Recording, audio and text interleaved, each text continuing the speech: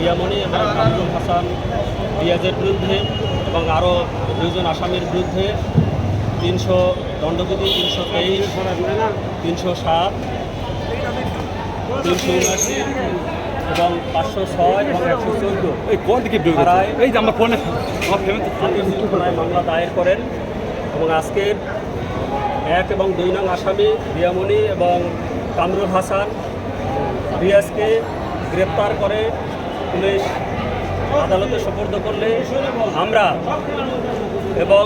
তাদের পক্ষে আইনজীবী জামিন চাই এবং আমরা জামিনের বিরোধিতা করি এবং সে মর্মে আমরা উল্লেখ করি দীর্ঘদিন পর্যন্ত এটা মিডিয়ায় অলরেডি ভাইরাল, সবাই দেখেছে যে তার স্ত্রী থাকাকালীন সত্ত্বেও সে 2 নং আসামির সাথে অবৈধ কর্মকাণ্ডে লিপ্ত এবং যখন আজকের মামলার এজাহারকারী হিরো আলম যখন জানতে পারে তার স্ত্রীর সাথে রিয়াজের সাথে অবৈধ সম্পর্ক আছে তখন সে বাধা দেয় এবং যখন বাধায় না থামাতে পারে তখন তাকে হত্যার উদ্দেশ্যে বিভিন্নভাবে পরিকল্পনা শুরু করে এবং তারই অংশ হিসাবে তার বাসায় এসে এবং এই কুকর্মে লিপ্ত হয় এবং হিরো আলম সাহেবের কাছে সেই কুকর্ম ধরা পড়ে। তখন তাকে হত্যার উদ্দেশ্যে গলা চেপে শ্বাসরুদ্ধ করে হত্যা করার চেষ্টা করে। সৌভাগ্যবশত প্রতিবেশী যারা আছে তারা এসে এই হত্যাকারীদের হাত থেকে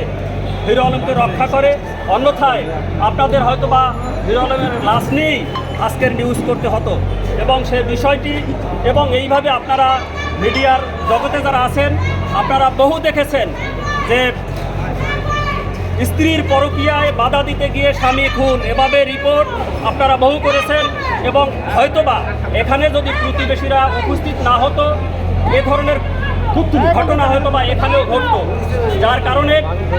আমরা এই বিষয়গুলি আদালতে সুস্পষ্টভাবে ব্যাখ্যা করেছি এবং তারই সাথে